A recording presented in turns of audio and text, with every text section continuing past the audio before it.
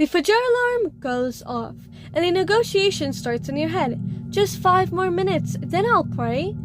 When Muslims like you and me say we're feeling lazy, it means a lot of things. We want to pray on time without it feeling like a chore. We want to read Quran and actually, absorb it. We want to get up for Fajr without having a crisis. And we want to do productive, worldly stuff too, like ideally for money, so we can be successful Muslims in this life and the next. The problem is, most advice is either too vague. Just trust in Allah, which, true, but not a practical step. Or it's a list of things you already know. Sleep early, exercise, put your phone away. Thanks, Ummi. It's like telling someone who's drowning to just swim. So Kauthar, what do we do? Well, first, we need to understand the value of consistency over grand action. Why is this important? Your brain is wired to resist huge, scary tasks. Read a juz of Quran feels overwhelming. Read one ayah does not. When you do a small thing consistently, you're not just checking a box. You're telling your brain, this act of worship is a non-negotiable part of who I am. And that identity shift is where real, lasting change happens.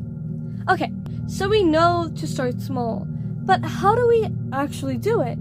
Let's build a practical system using 3 Islamic tools you already have. Tool 1, micro-intention. Kauthar, we know we need to make an intention, but we often roboticize it, don't we? Let's upgrade to a micro-intention. Every single action you do can be an act of worship if you connect it to a higher purpose. Before you open your laptop, Bismillah, I am doing this work to make halal sustenance, which is an act of worship.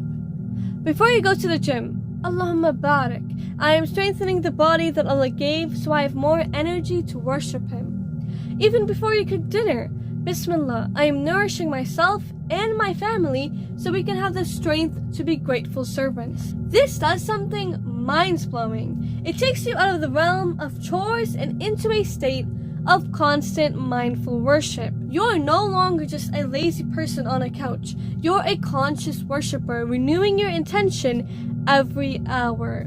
Tool 2, strategic dua. We all make dua to help us stop being lazy, but often we ask like we're ordering at a drive-thru, one motivation please, and then drive away without waiting for the food. Allah loves to be asked, but He also loves those who take the means. Let's make a strategic dua. First, be specific. Don't just say, help me pray. Say, oh Allah, grant me the strength to get up from my desk when the dhuhr time comes, to make wudu and to pray on time. Second, the most crucial part. Act as if your dua has already been answered. Allah says in the Quran, indeed Allah will not change the condition of a people until they change what is in themselves. You made the dua for Fajr. Your action is to put your alarm across the room and go to bed early. You made the dua to stop procrastinating on a project. Your action is to open the document and write 1 sentence. Tool 3, community lover. We think of laziness as a personal struggle, but Islam is a communal faith. Your laziness weakens the whole body. The community is your greatest weapon against it. Text friend, can you ask me every day after Maghrib if I've done my 1 page of Quran? You're not asking them to be your imam. You're just asking them to be your teammates. So let's reimagine the moments of laziness. The Asr alarm goes off. You're comfortable. The old you thinks, I'll do it later. The strategist you thinks, okay, the goal is to just make wudu. You make wudu. The water is refreshing. Momentum builds. Okay, now just stand on the prayer mat and pray the first rak'ah. You do it. Before you know it, you finish praying. You didn't fight the laziness. You outmaneuvered it. It's how you build a life of action, not just intention.